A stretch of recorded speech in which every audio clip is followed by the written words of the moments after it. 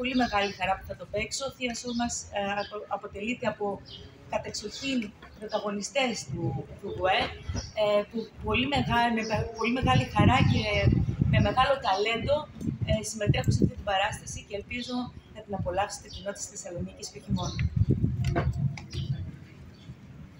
Και να κλείσω κι εγώ.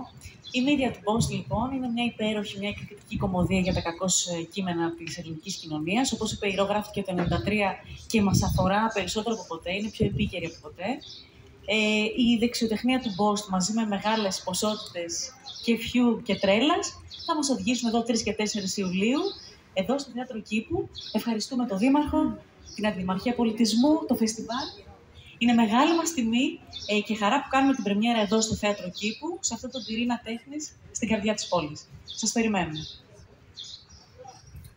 Αν θέλετε να πούμε να τους συντελέσετε, να ξέρουμε, έχουμε λίγο χρόνο. Η σκηνοθέτηδά μας είναι η Εύη Σερμή, την